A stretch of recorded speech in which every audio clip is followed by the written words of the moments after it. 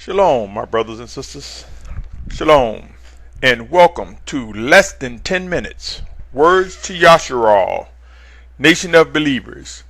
And if you're tuning in for the first time, you will come to know that Yashar'al, of whom I speak, I'm referring to those who seek to do the will of the Almighty Yahuah and accept and embrace Yahushua as our Mashiach and Messiah. Those who are made one because of the sacrifice and resurrection of Yahushua our Mashiach. This is my brothers, these are my sisters, this is my family. With that said, my name is Symmanayah. Today is July 19, 2013. And as always, I ask you to ponder on this question. Could this message be seeds, water, or an increase from above? Pray for righteous discernment and understanding. This topic for this message is water in the Word. Destinations are reached. Again, water in the Word. Destinations are reached. My brothers and sisters, how many of us are aware that in Scripture we see examples where the Word of Almighty Yahuah has been used symbolically by the use of the word water? How many of us have given thought to the power, the position, and the purpose of the word of Almighty Alahym? I have mentioned in time past a comfort that I find in Isaiah 55:11. Isaiah 55:11 reads as follows: So is my word that goes forth from my mouth. It does not return to me empty, but shall do what I please and shall certainly accomplish what I sent it for. How many of us realize that if we're speaking righteous words, if we're being guided by the Spirit of Yahushua, that the word of Almighty Yahuah will do what it has been designed to accomplish? How many of us are aware of that? Is water used as a symbol to the word of the Most High Father?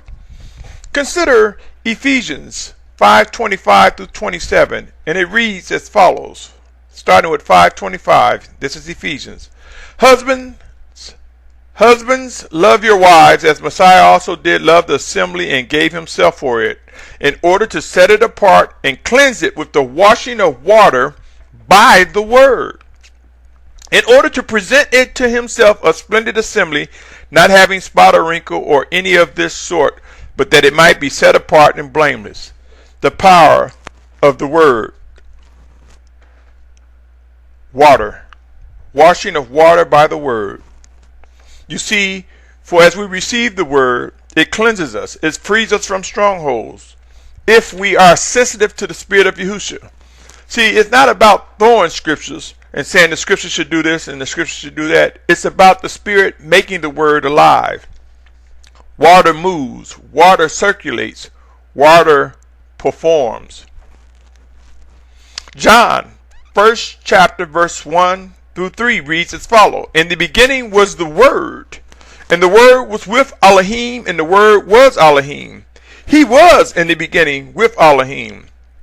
All came to be through him, and without him not even one came to be that came to be. John 1:14 reads, And the Word became flesh and pitched his tent among us. And we saw his esteem as of and only brought forth of a Father, complete in favor and truth. 1 John 5:6 reads this: This is the one that came by water and blood, Yahushua Messiah, not only by water, but by water and blood, and it is the Spirit who bears witness, because the Spirit is the truth. In 1 John 5:8, the Spirit and the water and the blood, and the three are in agreement. Can you see by these verses a connection of water and the word? Who is familiar how water will move in diverse directions and seep into even the smallest of cracks? Who is aware that water can shape stone, cut through some of the hardest of minerals and stones? In other words, water can cut through hard substances. whether it be immediately or over time. Who's aware that rocks can and have been shaped by water? How many of us are aware that our body is mostly water? Who can discern the value of water? If we begin to see the symbolism between water and the word, one should be able to understand the power of life. Could it not also be said that there's life in water? If we can accept the power of water in its relationship to symbolizing the word of Almighty Alahym, one may be able to discern and believe that there is no need to attempt to master or abuse words. It would be wise to realize that righteous words from above may be just as water and cut through anything. We know righteous words will cut through anything, so I shouldn't say may. We do know that it is said that the word of Alahym, Almighty Father, Yahuah, will not return to him empty. So would it not be safe to say that it will reach its destination? Would not that destination be returning to the Father?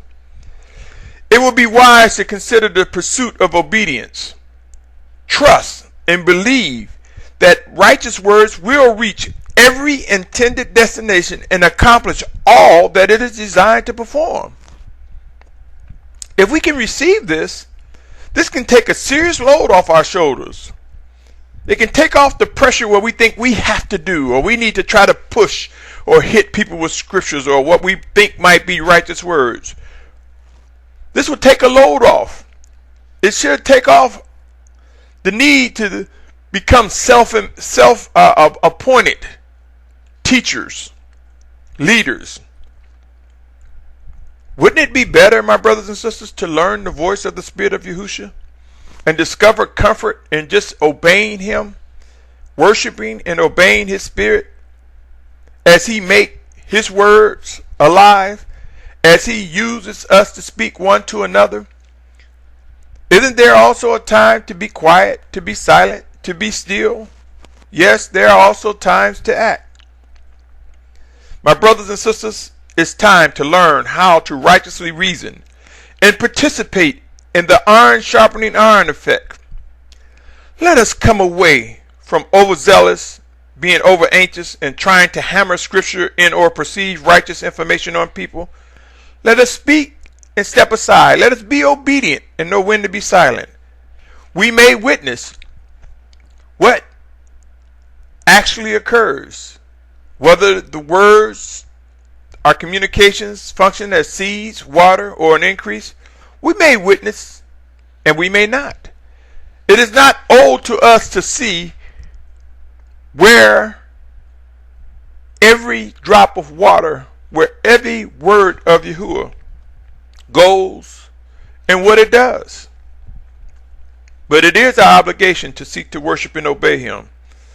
So let us learn how to righteously reason so that we can come away from the divisions, the divisive conversations, the time-consuming distractions because we are overzealous or over-anxious.